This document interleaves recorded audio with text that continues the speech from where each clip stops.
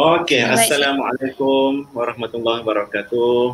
Selamat pagi kepada semua. Selamat berhujung minggu. Okey, harap-harapnya suara saya clear ya.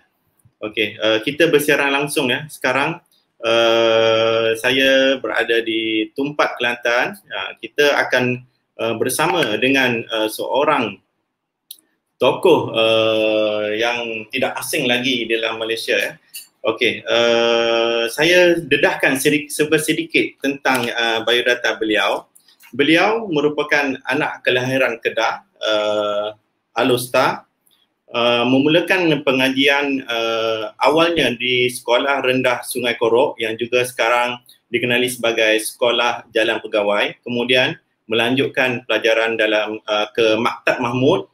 Kemudian seterusnya melanjutkan pelajaran ke Kolej Islam Kelang, KISAS sekarang. Seterusnya ke Kuwait University dan melanjutkan pelajaran beliau yang tertinggi dalam Dr. Falsafah PhD di St. Andrews, Scotland, United Kingdom.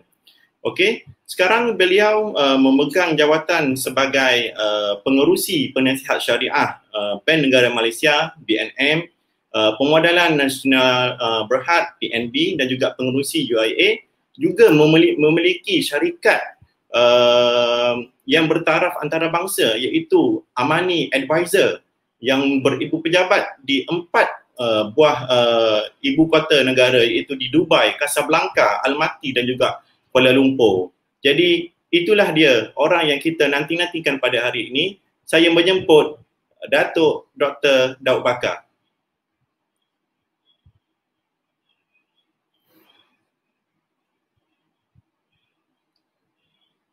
Ya, dia jemput Datuk untuk masuk ya.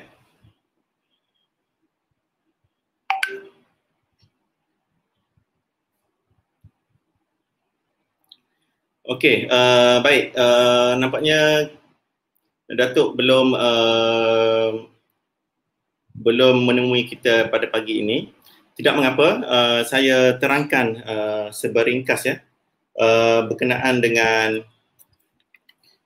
buku beliau yang akan kita kupas pada hari ini.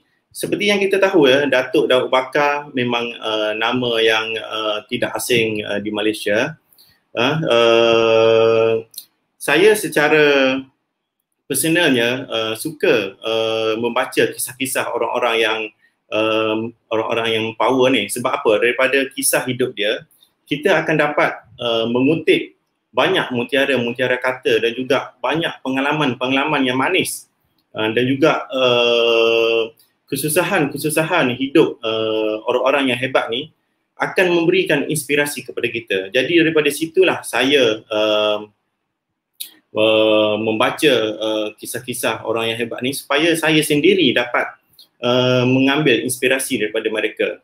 Kalau dulu saya terinspirasi dengan Dr. Zaharuddin Abdul Rahman Dr. Zaharuddin Abdul Rahman dengan bukunya Jangan Berhenti Berlari. Maka untuk kali ini saya membaca lagi kisah orang yang hebat di Malaysia dan pesada antarabangsa iaitu Dr. Daud Abu Bakar dalam bukunya Kembara Ilmu dari Sungai Korok ke St. Andrew. Jadi apa kata kalau kita lihat dulu trailer ataupun teaser untuk buku ini. Saya persilakan host untuk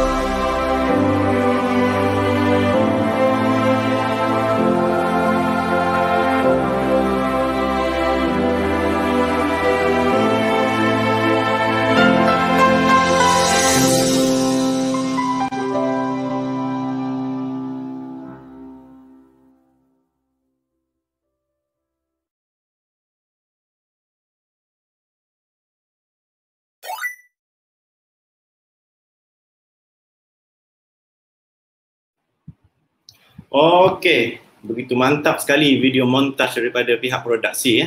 Okey, saya suka ingin saya perkenalkan sekali lagi tokoh yang akan menemui kita pada pagi ini, seorang tokoh yang hebat. Saya kenalkan sekali lagi, orangnya ialah beliau lahir di Alostar, Kedah, menerima pendidikan awal di Sungai Korok seperti yang kita tengok dalam video tadi, yang sekarang dikenali sebagai SK Jalan Pegawai. Kemudian melanjutkan pelajaran ke Maktab Mahmud, seterusnya di peringkat selepas SRP melanjutkan pelajaran ke Kolej Islam Kelang yang sekarang dikenali sebagai KISAS, dan seterusnya mendapat beasiswa untuk melanjutkan pelajaran ke Kuwait University, dan pada peringkat yang terakhirnya dalam bidang pengajian yang tertinggi oleh beliau ialah dalam bidang PhD di St Andrew, Scotland.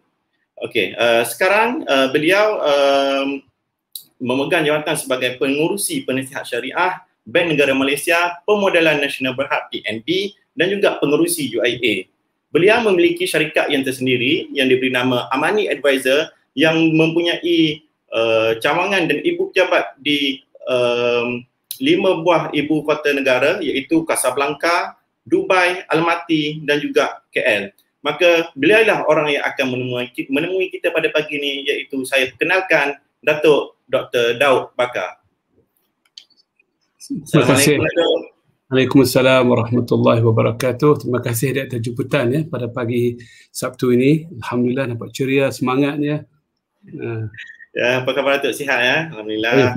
Alhamdulillah. Okay. So kita Datuk, pada pagi yang mulia ini kita akan menelusuri kehidupan Datuk, kembara ilmu Datuk daripada kecil dilahirkan kemudian sehingga ke peringkat tertinggi, dan juga Datuk sudah menempa, membina nama di Persada Antarabangsa. Jadi itulah kita punya aim pada pagi ini, iaitu untuk mendapatkan sebanyak mungkin kata-kata hikmat ataupun pengalaman, motivasi dan juga inspirasi daripada Datuk.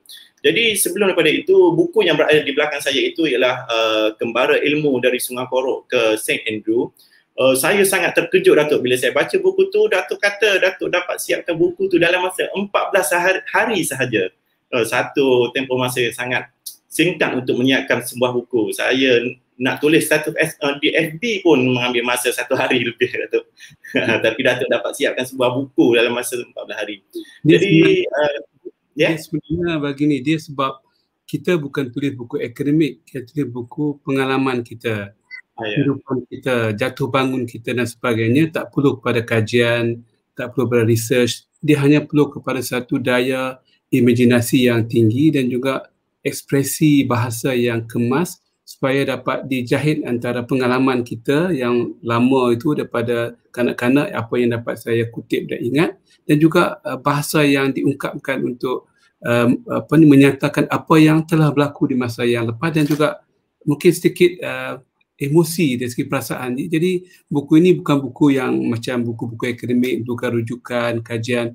Ia buku storytelling. Storytelling insya-Allah kita semua pun boleh buat dalam masa 10 hari, 20 hari kalau kita ada satu tema dan satu message, dan apatah lagi tentang true story. True story ni cepat siap sebab kita dah lalui sendiri kan. Jadi tak perlu kepada orang lain untuk memberikan input. Jadi sebab itulah mungkin boleh siap dalam masa yang disebut tadi 14 atau 15 days ya. Ya. Kalau boleh saya tahulah Datuk, apa yang menyebabkan Datuk terfikir nak buat buku tentang kehidupan peribadi Datuk daripada awal sampai ke, macam mana Datuk boleh terfikir nak tulis buku ni? Saya sebenarnya telah membuat buku yang pertama, iaitu secara biografi saya sendiri, iaitu buku Anak Desa ke Persada Antarabangsa yang diterbitkan 2018. Satu buku yang mendapat sambutan yang hangat juga dan mendapat tempahan daripada pihak Perpustakaan Negara untuk diberikan kepada perpustakaan satu negara. Tapi buku itu menceritakan tentang zaman kanak-kanak, zaman belajar, juga zaman saya bekerja, sama ada di peringkat kerajaan ataupun di syarikat saya sendiri sebagai money advisor dan anak-anak syarikat. Jadi ada seorang tokoh jugalah, tokoh penulis terkenal di Malaysia dan juga orang yang mempunyai kedudukan di Istana Perak.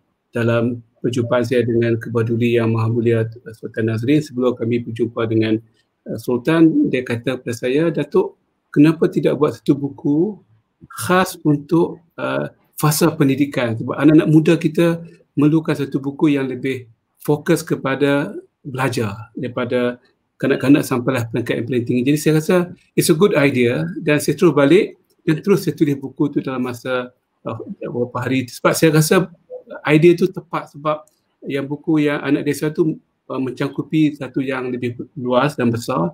Saya fokus kepada kembara ilmu iaitu waktu kita belajar. Jadi saya akan perincikan tentang pendidikan dan atas dasar itulah saya juga telah menulis buku yang kedua, sambungan daripada kembara ilmu kepada kembara kerjaya, iaitu dari Mak Mahmud ke Dow Jones di New York. Jadi satu buku lagi tentang kerjaya juga, apa yang kita perlu buat untuk berjaya dan kerjaya, sikap, minda, networking dan sebagainya. Buku tu insya-Allah akan siap di awal tahun depan. Saya akan insya-Allah kembara kerjaya insya-Allah ya. Okey. Okey Datuk. Saya bila saya baca buku Datuk, apa yang saya paling terinspirasi ialah Datuk sebenarnya kehidupan Datuk di awal-awal usia sebenarnya disulami dengan begitu banyak derita dan juga jerih-perih ya. Saya orang yang baca tidak apa, saya dah tahu sedikit banyak, tapi saya nak dengar daripada mulut Datuk sendiri. Boleh tak Datuk ceritakan pengalaman apa yang paling membekas dalam fikiran Datuk, pengalaman yang paling perik dan bagaimana dia boleh memberikan satu panggil kebaikan di masa depan Datuk. Boleh Datuk ceritakan sikit pengalaman? Okey, seingat saya lah waktu saya masih kecil umur 5-6 tahun, apa yang saya dapat imbaskan balik memang keluarga saya keluarga yang susah ya. Ibu saya diceraikan waktu umur saya dalam 7-8 bulan begitu, dan semasa saya umur 2 tahun diberitahu kepada saya bahawa ayah tiri iaitu abah saya berkahwin dengan mak saya tapi dibuang keluarga. Keluarga mak saya pun buang anak mereka, sebelah ayah saya pun keluarga mereka buang dia. Jadi kami telah merantau bukan merantau lah, daripada Alustar di Bidung di kawasan yang dekat dengan Sungai Petani, di kawasan Estate Getah.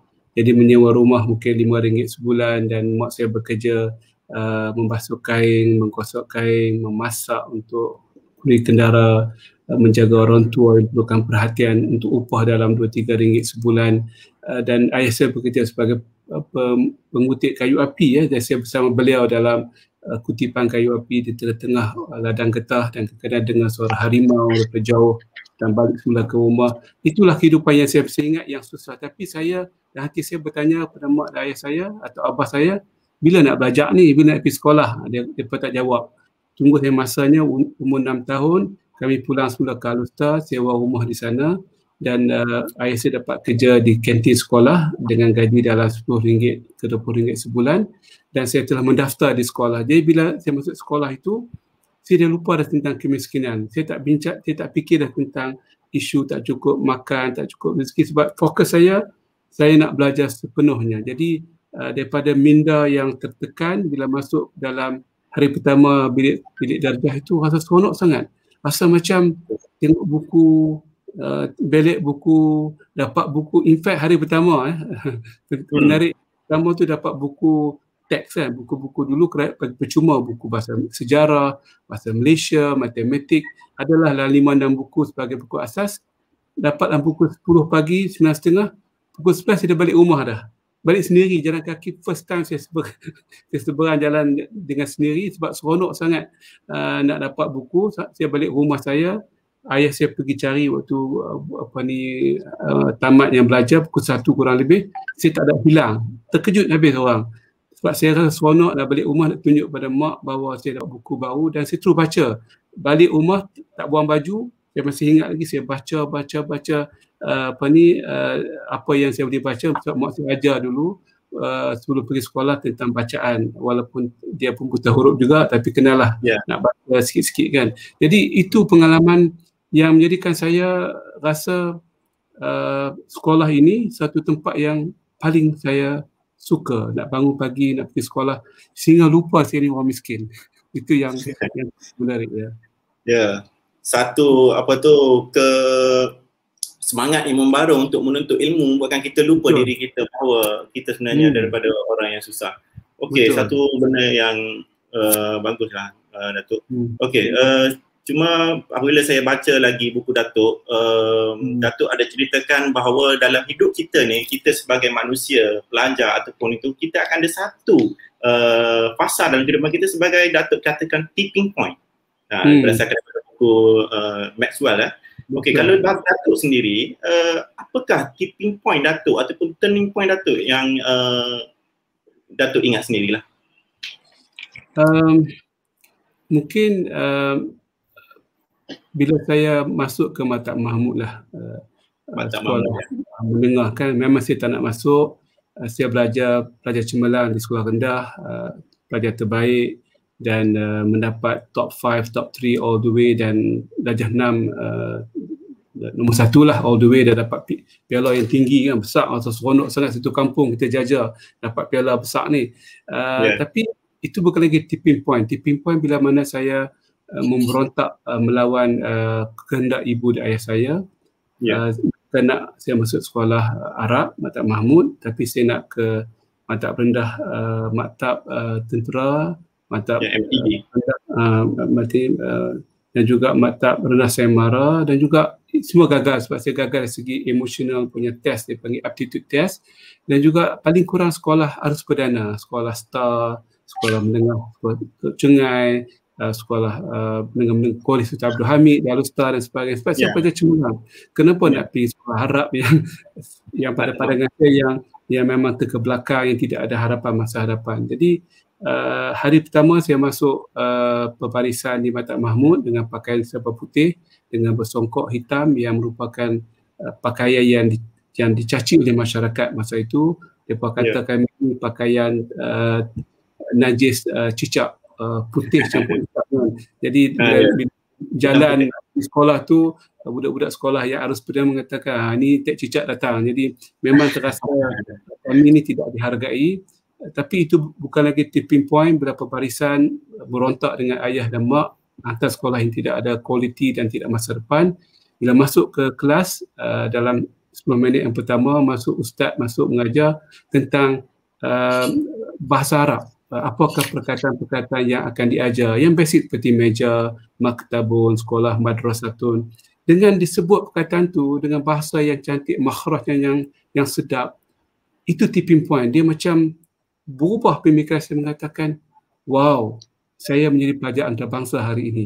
Saya bukan di arus perdana, saya lebih daripada arus perdana sebab saya belajar bahasa asing pada umur 13 tahun. Jadi itu tipping point. Dan saya menjadi minda yang melihat saya belajar bahasa Malaysia, bahasa Melayu, bahasa Inggeris dan juga bahasa Arab, dan juga bahasa agama dalam bahasa Arab. Rakan-rakan saya belajar agama mungkin 1 jam seminggu, 3 jam seminggu, belajar agama setiap hari dengan bahasa Arab. Saya rasa saya ada kelebihan, advantage. That was my tipping point. Walaupun nampak simple, hari pertama 2-3 vocabulary baru, tapi for me, that was the tipping point for me to think as a global person. Walaupun tak nampak lagi, jauh lagi perjalanan tu, tapi rasa dah bangga bahawa saya akan menjadi orang yang ada additional skill, ada additional knowledge dan ada peluang untuk lebih ke hadapan lagi. That could be, wallahu a'lam, my tipping point. Yang lain itu adalah historical dan mungkin melengkapkan tipping point in my lifetime. Ya, okey. Bagaimana kita dengar satu momen yang kecil, masuk kelas belajar dengan bahasa asing saja boleh mengubah seluruh persepsi kehidupan kita, dan Datuk telah buktikan bahawa benda itu adalah benar. Datuk sekarang sudah berada di peringkat antarabangsa, menjadi badan penasihat di peringkat global, dikenali ramai. Alhamdulillah, benda itu adalah kalau saya baca ibarat mimpi jadi nyata lah Datuk ya. Mungkin juga satu lagi aspek yang mungkin kita tak nampak lah daripada benda yang hidden, intangible, ada doa ayah dan mak kita. Mungkin itu lebih powerful. Itu yang menggerakkan tipping point lebih daripada usaha kita, sezaman, senada, senafas dengan takdir Allah Subhanahu Wa Taala. Doa mak dan abah saya mungkin yang mungkin berdoakan, bagilah ketenangan pada anak kami ini, suka belajar bahasa Arab, suka belajar agama dan buka minda dia jadi pelajar yang cemerlang. Jadi mungkin itu yang kita jarang hargai. Kalau kita masih ada ibu dan ayah, kita mesti hargai mereka dan sentiasa ucapkan anugerah terima kasih dan juga rasa penghargaan kepada mereka for whatever they have done to us. Jangan ambil mudah, don't take it for granted. This is the time for us to really agungkan mereka, muliakan mereka dalam apa saja bentuk. Sebab mereka, doa mereka tu memang very powerful, very very powerful. Dan this is the only rationale for my tipping point. Mungkin saya tak nak, tapi Allah pun akan tengok kita punya kehendak, tapi doa dia membuka pintu takdir untuk perubahan diri saya. Ya, betul. Baik, itu adalah sedikit sebanyak tipping point Datuk dari peringkat sekolah menengah dan juga sekolah rendah. Datuk ada bagi tahu, sebab saya pegawai perubatan, saya rasa nak tahu lebih berkenaan Datuk ada cerita masa sekolah rendah. Datuk pernah sampai terkena penyakit kaki sehingga tak boleh berjalan, merangkak sehingga tertinggal pelajaran. Itu saya tiba-tiba tadi saya terfikir, apa sebenarnya penyakit yang Datuk hadapi pada waktu itu? Boleh Datuk cerita sikit macam mana boleh terkena dan juga apa namanya penyakit itu? Ialah saya orang miskin kan, saya bekerja berbagai-bagai pekerjaan. Saya pergi ke sawah, saya tidak boleh memukul padi berat, nak pegang satu bekas padi untuk pukul. Saya pukul yang bekas-bekas padi yang dipukul, letak atas plastik, kita ketuk-ketuk adalah sikit, atau dia dapat dalam 1 kilo, 2 kilo untuk makan, ditumbuk jadi beras. Tak mampu nak beli beras sendiri. Saya juga pergi ke tempat-tempat sampah sarak mencari pakaian-pakaian terbuang. Saya cerita dalam buku saya, sebelah rumah saya ada sekolah menengah teknik Alostar. Jadi ada asrama lelaki dan perempuan, dan di hujung sekolah itu di kawasan bendang yang jauh sangat, kurang lebih dalam 800 meter ke rumah saya, tempat kawasan buangan sampah sekolah tersebut. Jadi saya malu nak pergi waktu siang, nampak muka saya, rasa malu tu ada. Kita ni rasa malu kan, pencari sampah, tapi pergi waktu pukul 6:30, 7, mungkin banyak kuman, bakteria, mungkin juga gangguan makhluk halus yang kita tak dapat nafikan. Jadi saya rasa kombinasi antara semua ini menyebabkan saya sakit teruk, mungkin kuman dan bakteria, dan banyak bermain air sawah. Air sawah tu biasa, tak ada kasut, jalan air sawah tu pagi, petang, malam. Saya jaga itik dan ayam bersama mereka, berlumpur dan sebagainya, tolong mak dan ayah cari pendapatan, menjual ayam setiap bulan sekali seekor, telur itik setiap minggu, jual pada pasar. Jadi saya banyak hidup dalam keadaan yang tak bersih lah, tak hygiene dalam bentuk sebab keperluan kehidupan. Jadi mungkin saya kena ulat-ulat tertentu ataupun bakteria sampai kaki saya busuk, penanah, dan tak ada ubat. Saya pergi klinik swasta tak boleh, kerajaan swasta tak mampu pergi. Yang kerajaan ni setiap kali pergi ambil ubat warna kuning, warna biru tu, ubat apa dia panggil tu, bunuh kuman tu, tak baik-baik. Ubat luka tu lah. Doktor tahulah ubat zaman dulu, apa saya sakit pun ubat tu lah. Iyalah. Terhadlah pada zaman dulu. Ya. Kemudahan perubatan cukup terhad. Jadi alhamdulillah, Allah izinkan saya sembuh dengan berbagai ikhtiar, ubat kampung, jumpa imam, ustaz, dan juga akhirnya dia selepas 2 tahun dia sembuh dengan sendiri. Mak saya mengatakan bahawa hang ni mungkin tak dapat jalan kot, sebab duk esok dia sampai hampir 2 tahun. Kerja rumah dibuat dekat rumah, tak pergi sekolah, dan sakit teruk sampai menangis. Tapi saya tak give up pelajaran saya. Saya cuba catch up dengan mata pelajaran daripada rakan-rakan bawa balik kerja rumah atau nota saya salin, geografi, sejarah, dan saya buat kerja rumah, dia orang hantar ke cikgu. Dan saya masih skor lagi top 5, top 3 dalam peperiksaan akhir tahun dan juga penggal. Jadi tak tahulah apanya, mungkin umur 9-10 tahun. 90 tahun. Mungkin di akhirat nanti kita tengoklah rekod kita sebab apa sakit yang sebenarnya. Tapi itu adalah Datuk ada cerita juga, kalau nak kira apabila terkena penyakit tu, itulah masa yang paling sesuai. Datuk kata kalau saya nak quit, nak berhenti, tak nak belajar, itulah masa yang paling sesuai. Tertinggal pelajaran, mak sendiri pun cakap kita tak ada harapan, ubat pun tak ada, kita sendiri menderita, tapi Datuk teruskan juga. Apa penyuntik semangat yang menyebabkan Datuk nak sambung juga belajar dan juga pada waktu itu? Mak saya tak kata begitu. Mak saya kata hang kena bersabar, jangan give up, jangan putus asa, tapi jiran yang datang petang-petang lepas asar tu datang ke rumah. Rumah sini tempat perhimpunan golongan orang tua, golongan orang yang sudah tidak ada anak, ataupun mak saya suka layan mereka masak, hidangkan kopi, goreng pisang. Situ mereka memberikan jarum-jarum yang tak sihat pada minda seorang ibu dan ayah. Kata anak hang ni tak payah susah-susah lah, berhentikan belajar, buat kerja kat rumah, bagi dia menjahit, kerja-kerja yang pertukangan dan sebagainya. Jadi idea itu banyak mengganggu minda mak saya. Mak saya tak mau. Mak saya kata, aku kahwin baru ni, kahwin dengan abah hang ni bukan sebab aku nak kahwin, aku nak tengok hang berjaya dalam pelajaran. Jadi dia punya motivasi kahwin tu bukan sekadar, dia kata aku boleh survive seorang diri, tapi aku nak jaga keselamatan, yuran sekolah dan juga nak didikan tu perlukan seorang ayah di sisi mak lah. Jadi hang kena berjaya, hang kena jangan putus asa, pergi rumah kawan hang tu ambil semua kerja sekolah dah buat. Jadi mak saya dia sentiasa bersama, dia dukung saya pergi tandas. You bayangkan umur 10 tahun, 9 tahun, saya buat kerja kat luar, yang dukung saya pergi tandas adalah mak saya. Jadi dia punya komitmen tu luar biasa. Jadi kalau dia bekerja kuat begitu, kenapa saya nak give up? Kenapa saya nak give in? Sebab dia memang hanya bersabar, sebab malam takkan malam selamanya, pasti ada fajarnya, pasti ada penghujungnya. Waktu tu kita tak tahulah surah Al-Insyirah kan, ustaz pun tak ceramah kat kita, fa inna ma'al usri yusra, tapi emosi kita mengatakan Allah tidak akan timpakan musibah ini sepanjang masa. Tetapi Allah nak tengok sejauh mana kita boleh bersabar, bertabah, senyum, tidak marah pada ekosistem, tidak marah pada kekurangan.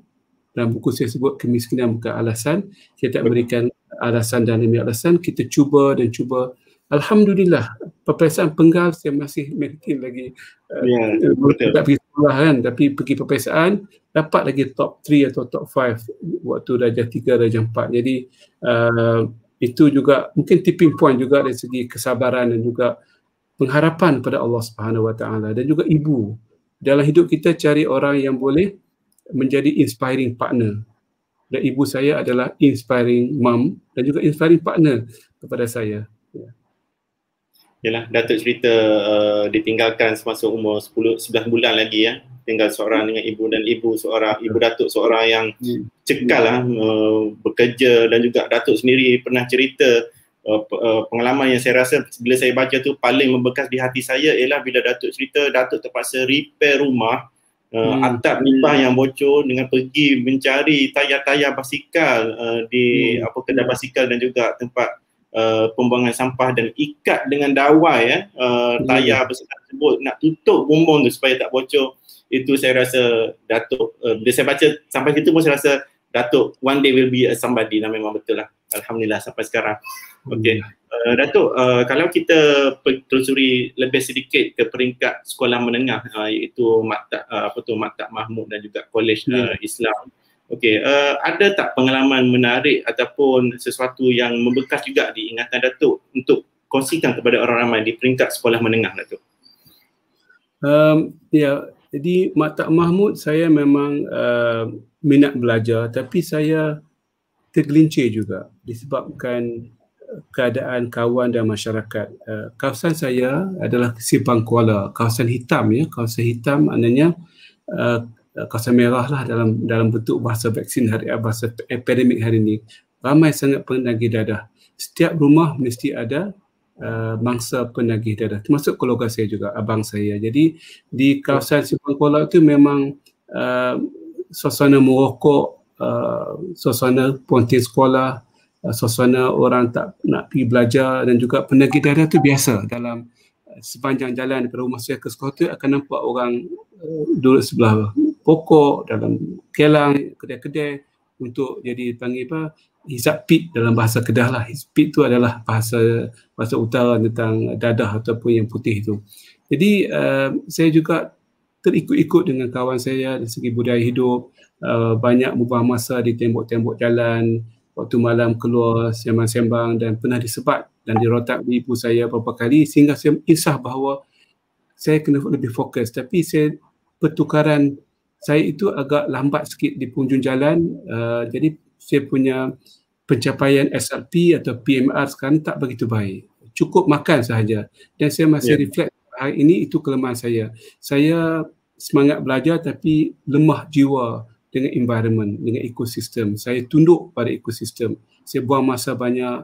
Saya mula bersama-sama dengan orang yang suka merokok dan cuba sikit-sikit merokok walaupun tak jadi perokok, tapi ada intention yang nak terjebak. Jadi alhamdulillah disebat oleh dirotan dan ditengking dan dimarah dan betul-betul dimuat saya buang habis sama sekali, tapi dah lambat untuk mengubah keadaan.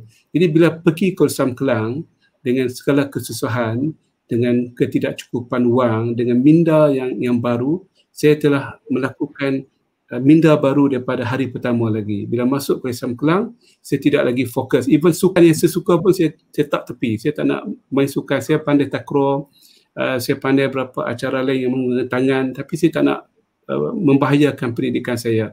Kesalahan saya di peringkat sekolah Mata Mahmud, tingkatan 1, 2, 3 tu, walaupun saya cemerlang di peringkat awal, tapi akhir tu saya tumbang juga.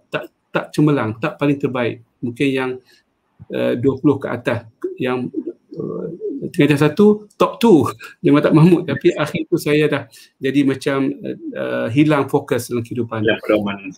Jadi bila masuk ke Sam Kelang, no way, I have to start from now, no time wasted, every minute count. Jadi saya jadi fokus pada buku baca, library, perbincangan, diskusi. Even kepimpinan pelajar pun saya tak minat, saya tak nak jadi pemimpin pelajar. Saya fokus kepada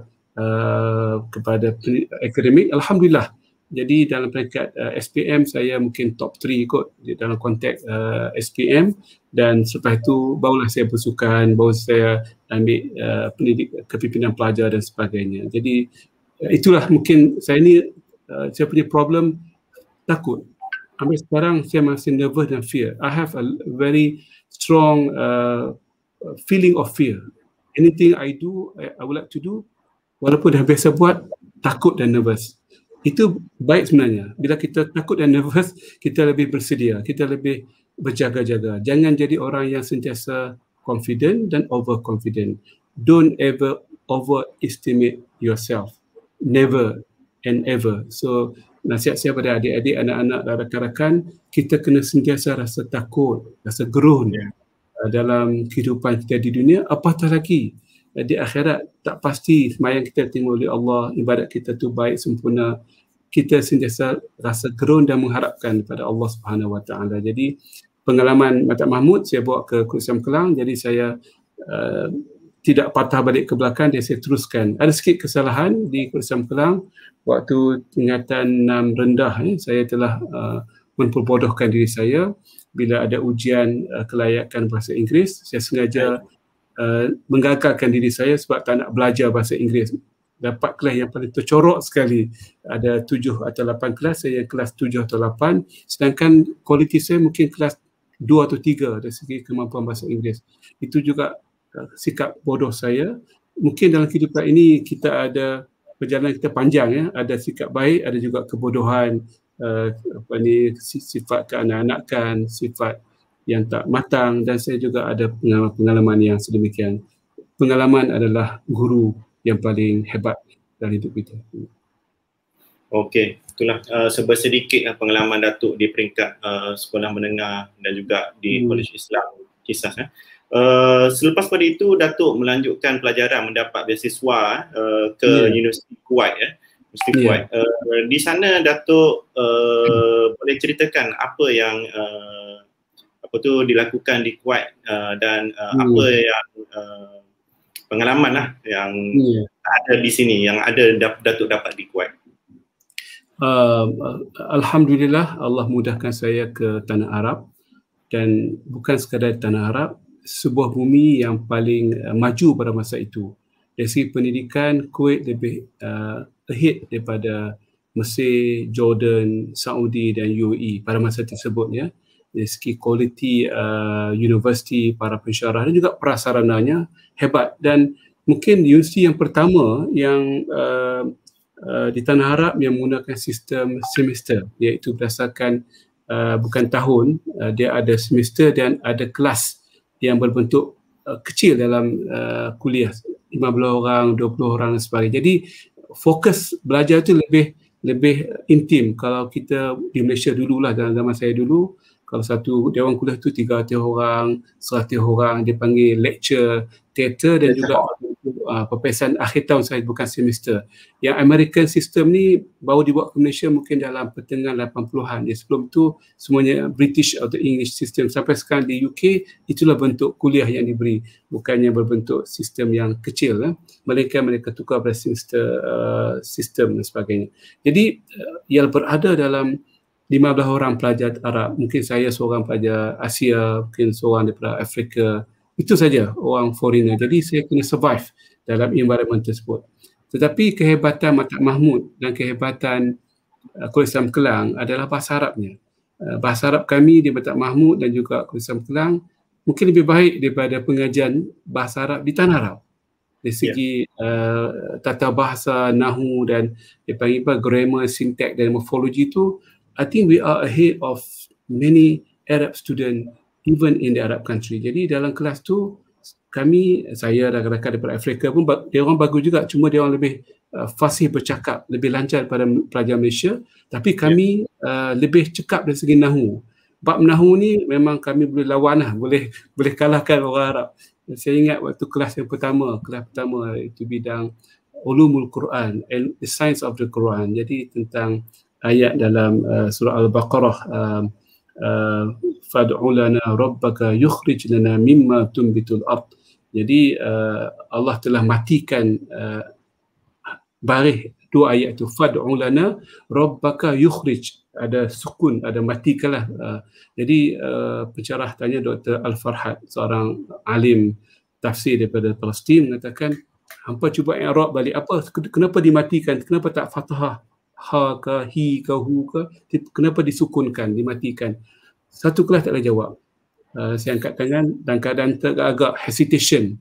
Ya, orang kita ni, kita hesitation itu penyakit sampai sekarang.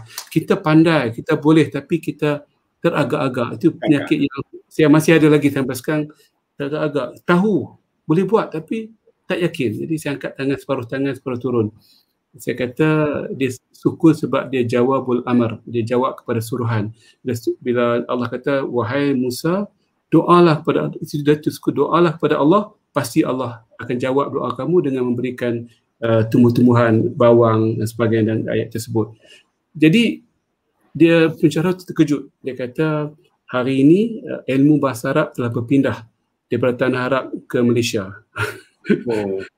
Jadi penghormatan dan bulu rama naik, dan juga saya mendapat kawan baru. Jadi pelajar-pelajar Kuwait bila keluar nanti, daripada jadi kawan, pegang Bible saya, peluk-peluk saya sebagainya.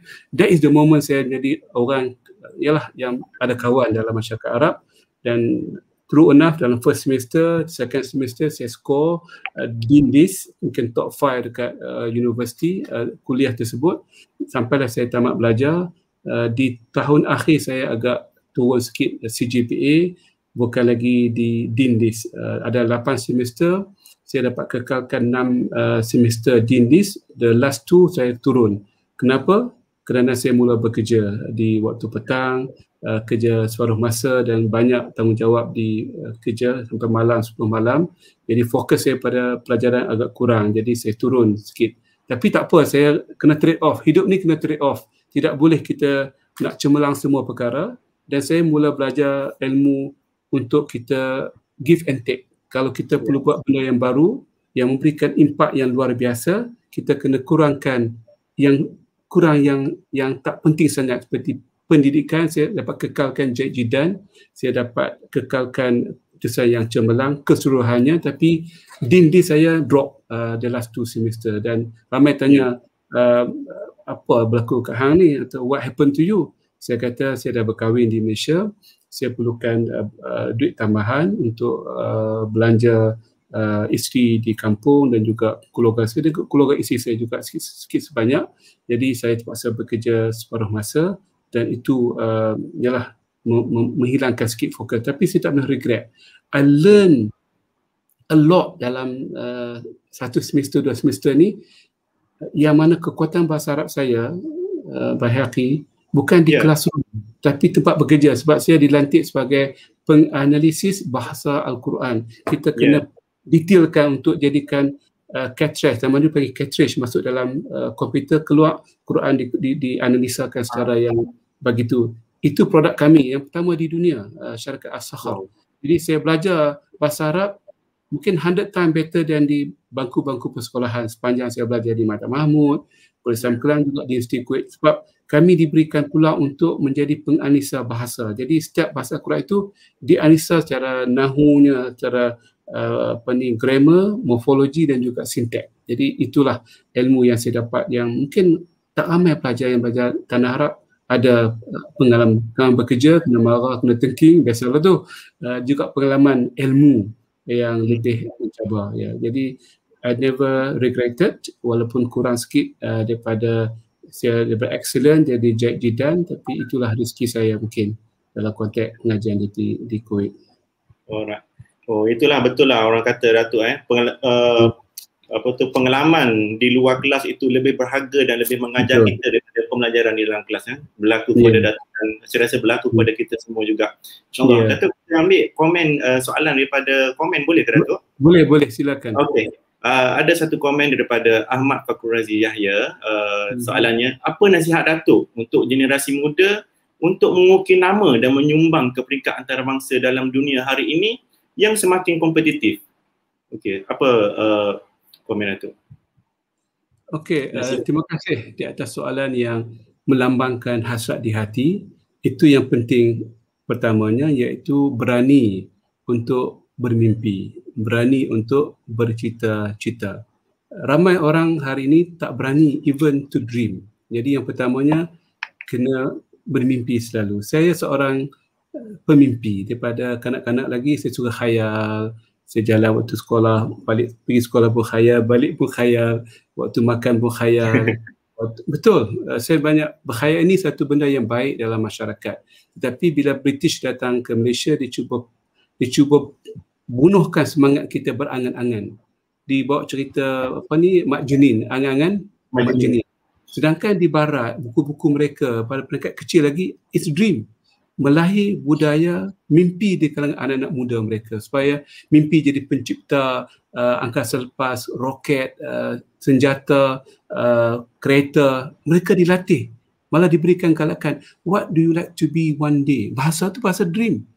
Tapi masyarakat Melayu bila mereka datang, mereka hapuskan suasana angan-angan. Maka keluarlah buku zaman saya dulu, buku teks tu di sekolah. Angan-angan Mak Junin, mana tak elok kita bermimpi. Itu satu jarum halus oleh masyarakat barat pada kita. Jadi yang pertamanya, Saudara Ahmad Fakhurazi, saya ucapkan tahniah. Kita kena berani bermimpi dan sentiasa bermimpi. Itu yang pertama. Kalau tak ada mimpi, even kat Malaysia pun tak mampu kita pergi ke hadapan. Mimpi selalu. Overdream pun tak apa. Overdream pun bagus. Sebab dream yang menolak kita untuk berdoa. Kalau tak mimpi, mana nak angkat tangan doa? Doa setakat Rabbana atina fid dunya hasanah wa fil akhirati hasanah wa qina azabannar. Not good enough. Kita kena doa, ya Allah, berilah, bukalah aku minda ilmu, minda fikir. Berilah aku guru yang boleh mendidik aku. Berilah aku sumber rezeki yang banyak. Berilah kesihatan. Berilah kekuatan akal fizikal. Berilah aku peluang untuk mendapat siswa. Berilah. This is doa yang kita mimpi. Saya nak dapatkan grant untuk buat apps yang tertentu. Kita doa. Allah suka kita doa apa sahaja. Jangan segan dan silu. Tapi kalau tak dream, tak ada, doa kita setakat rutin sajalah. Jadi doa rutin bukan doa yang bermimpi. Itu yang pertama. Yang keduanya, kita kena kerja lebih kuat sikit pada orang lain. Kalau rakan kita baca buku 2-3 jam sehari, kita kena 5-6 jam. Kalau kawan kita tidur 6 jam, 7 jam sehari, kita tidur 4-5 jam sehari. Kalau kawan kita makan tengah hari, pagi, malam 1 jam dengan gelak ketawa, dengan pergi sana pergi sini, kita mungkin makan setengah jam. Jadi kita kena nak menjadi orang yang jaya ni kena kurang atau lebih berdasarkan keadaan. Kalau yang tak baik tu kurangkan, yang baik tu lebihkan. Yang ketiga adalah kita kena membaca buku-buku orang yang sudah berjaya atau orang yang gagal. Dua perkara. Saya rasa kalau kita buat ini setiap hari, setiap minggu, insya-Allah dia akan membuka minda kita. Malah Saudara Bahaki dan Fakhurazi, kita berinteraksi dengan Al-Quran. Bila kita baca sejarah orang berjaya dan gagal ini, kita baca Al-Quran tu jadi kitab motivasi. Tak payah baca buku-buku motivasi lain. Kalau kita sudah baca buku-buku motivasi orang lain, kita dah baca Al-Quran tu, satu ayat pun dah macam-macam lah dia punya percikan motivasi daripada Allah Subhanahu Wa Taala. Problemnya kita hanya baca Al-Quran tapi kita tak baca buku manusia. Al-Quran diturunkan kepada manusia untuk kita faham sejarah Al-Quran, psikologi Al-Quran. Tak boleh mentah-mentah begitu. Never happen. Kena baca tentang manusia baru kita boleh faham bahasa Al-Quran, maksud Al-Quranul Karim. Itu ada sikit mismatch dalam kehidupan, jadi kita kupas masa lain macam mana nak jadikan Al-Quran lebih hidup. Tapi jadi seorang pemimpi, be a dreamer. Yang kedua tadi, be a hard worker. Yang ketiga, baca, be a good reader dalam buku-buku yang berbentuk kejayaan dan kegagalan orang, negara dan masyarakat yang lain. Mudah-mudahan tiga ni, insyaAllah, I think everyone can fly high. Ya. Okey, kalau contoh buku yang Datuk sendiri suggest untuk yang ketiga tu, siapa buku yang Datuk sendiri baca? Banyak. Saya baca Nelson Mandela, Long Walk for Freedom. Saya baca the pengasas Virgin Airlines, Sir Richard Branson. Saya baca Tan Sri Mustafa Kamal, pemilik mercu hartanah Bumi Putra yang terkenal. Saya baca Tan Sri Asia, nama apa? Tony Fernandez, pengasas Maxis Malaysia. Saya baca seorang rakan, seorang peniaga Cina, orang kita Melayu Cina, Malaysian Cina di Sabah yang jual ikan-ikan mahal daripada Sabah ke Hong Kong, Taiwan dan Jepun. Saya baca semua buku orang berjaya. Saya juga baca buku yang orang tak berjaya secara yang berbagai-bagai keadaan. Jadi kena baca buku-buku ni, baca buku Elon Musk, baca buku Thomas Edison, baca buku pencipta bahan-bahan kimia Mercury, cerita, ada filem pun. Jadi buku-buku ni perlu dibaca dan perlu digarapkan, bukan baca cerita mereka, semangat mereka, cara fikir mereka untuk berjaya. Jadi ambillah segala buku motivasi. Saya rasa 10 buku can change you 100 times. Ya. Okey. Mungkin baca Kemurah Ilmu. Kemurah Ilmu ni. Alhamdulillah sudah hadam. sudah khatam. Okey. Datuk, saya rasa satu soalan yang terakhir tapi saya rasa terdetik nak baca sebabnya saya rasa saya tak dapat juga jawapannya kalau dalam buku-buku Datuk.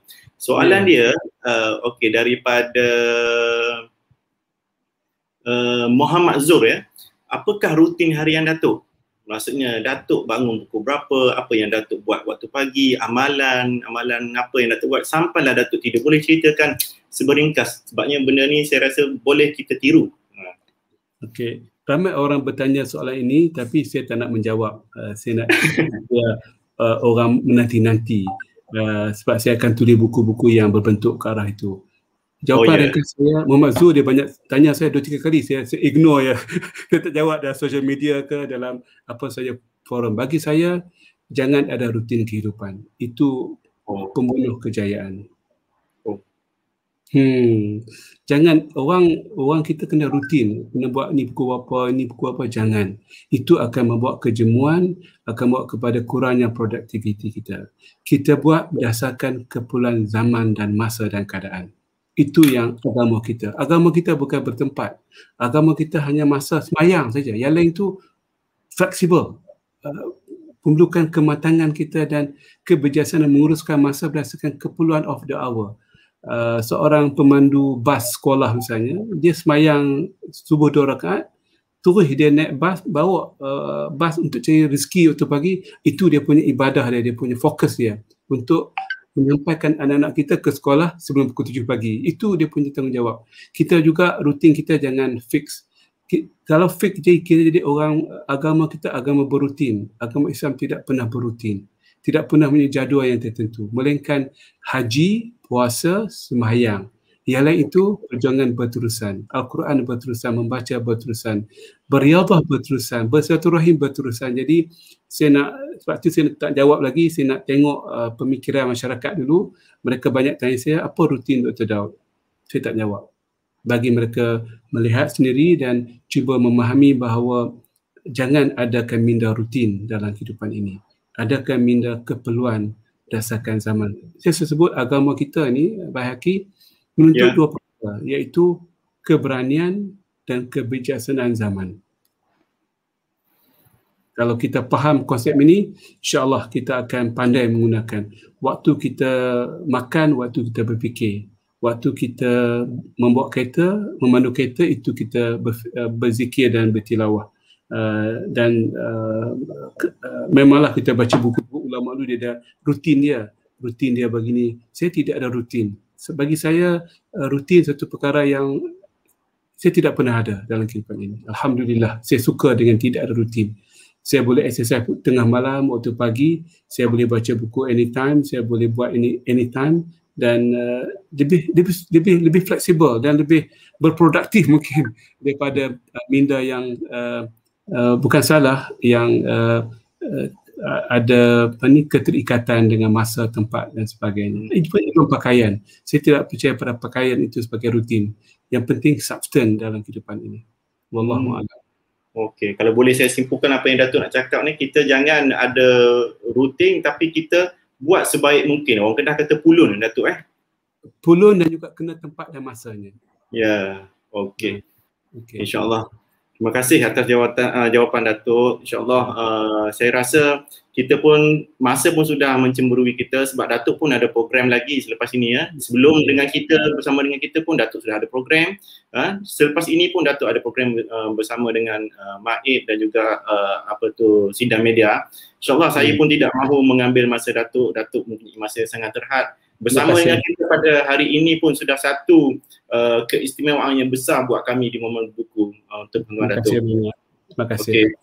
Jadi terima kasih banyak atas masa dan juga sumbangan idea dan inspirasi pada Datuk. Saya harapkan dengan sedikit perkongsian daripada Datuk dan juga buku tulisan beliau ini dapat memberikan lebih banyak inspirasi kepada kita semua rakyat Malaysia secara umumnya. Kita telah lihat sendiri macam mana orang yang dahulunya susah, kehidupan penuh dengan ujian, tetapi itu tidak menjadi alasan untuk menjadi orang yang terkenal di Persatuan Antarabangsa, satu orang yang sangat kita kagumi. Alhamdulillah, terima kasih banyak Datuk, terima kasih kerana sudi bersama dengan kita. InsyaAllah kita... Terima kasih kepada My Book Time, terima kasih kepada Baihaqi, terima kasih kepada Sarah yang menjemput saya, terima kasih kepada semua pendengar dan peserta. Masing-masing jaga diri dan masing-masing jadilah seorang pemimpi, insyaAllah. Be a dreamer, jangan malu, jangan segan. Start be a dreamer. Allah akan balas dengan mimpi kita, Allah akan ruangkan pada kita peluang dan kesempatan, insyaAllah. So insyaAllah sama-sama kita jadikan mimpi kita yang basah selalu, yang menyebabkan kita seronok. Nak keluar kerja pun seronok, balik kerja pun seronok, tidur pun seronok, bangun pun seronok. Itulah mimpi yang sebenarnya. Terima kasih. Okey, baik. Terima kasih. Saya rasa kita berhenti di sini. Sekian. Assalamualaikum warahmatullahi wabarakatuh. Waalaikumsalam warahmatullahi wabarakatuh.